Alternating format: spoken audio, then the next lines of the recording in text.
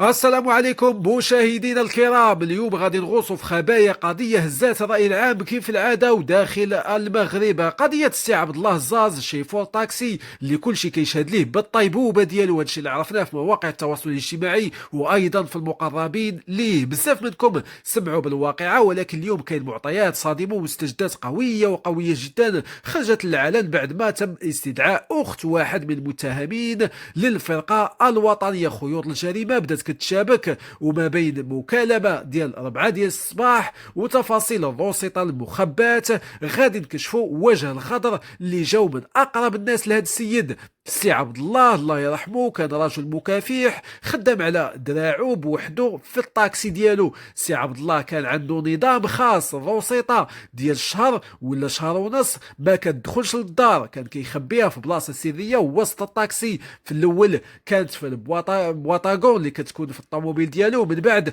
ولا كيديرها تحت الطابيه فين كيحط رجليه. علاش؟ حيت السي عبد الله كان نيه، كان واحد الشخص اللي العقل ديالو بسيط والتفكير ديالو بسيط وعنده طريقه وحده باش كيخبي الاموال ديالو على قد الحال في القرايه ديالو بطبيعه الحال، وكان كيخاف من البنوك والرسائل المشفره ديالهم، وبطبيعه الحال العمر ديالو كيمشي مع هذه الفكره. فهو السيد فهو كبير في العمر ماشي شاب، ولكن هذه النيه هي اللي كانت سبب في النهايه ديالو، حيت الميكانيسيان ديالو اللي كيصاوب ليه السياره ديالو بطبيعه الحال كانت عنده معاه علاقه بحكم العمل ديالو، ضروري ما يكون كيعرف ميكانيسيان. عينيه كانت زايغه بطبيعه الحال، وشافو شحال من مره كيهز الفلوس من تماك. الميكانيسيان وصاحبه جوج ديال المستخيط الوالدين بهذه العباره اخواني، وسمحوا لي على المصطلح، طبعوا في الفلوس. الميكانيسيان بدا كيوسوس لصاحبه وقال لي عبد الله راه مرتو واقيلا مزير عليه، داكشي علاش كيخبي الفلوس في الطاكسي. كانوا سبوها كامل هادشي في الزوجه ديالو، كيقول بان الزوجه ديالو كانت تاخذ ليه اموال،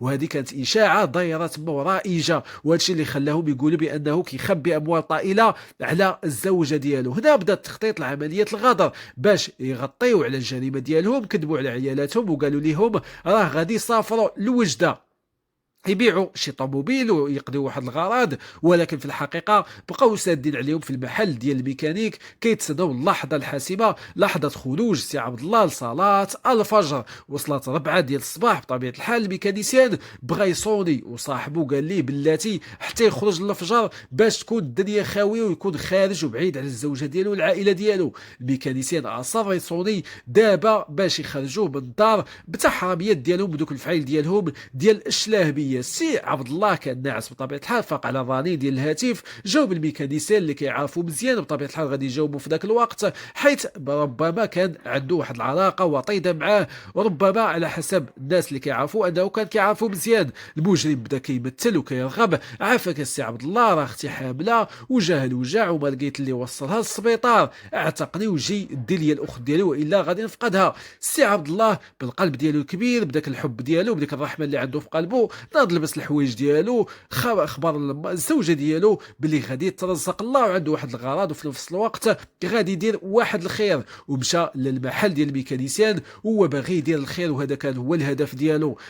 ركب الميكانيسيان لقدام وصاحبه اللور. عبد الله بالنيه ديالو قال الميكانيسيان صوني على اختك تهبط باش نلقاوها واجده. هنا المجرم بدا كيتردد، كيصوني ويقطع، كيقول لي بلي التليفون غادي يقطع. عبد الله قال ليه بلي عليا النمره ديالها انا اللي غادي نصوني ليها. الميكانيسيان عطاه النمره غلطه باش يتلفوا، وهذه المكالمه هي اللي كانت الخيط اللي جبدت به الفرقه الوطنيه الاخت ديال المجرم. لاحقا وصلوا لواحد المنطقه مظلمه وخلا، وتماك غدروا به، استعملوا الحبل، واحد كيزير من اللور والميكانيسيان كيوجه ليه الكدمات القويه لعبد الله في جنبه ورجليه باش ينطقوه فين كاين الفلوس ويجبد لهم الفلوس من السياره ديالو. للاسف اخواني كانوا هادو هما الاوباش اللي قاموا بهذه الجريمه. غادي نوافيكم بجميع المستجدات حال توفرها. شكرا على المتابعه والسلام عليكم.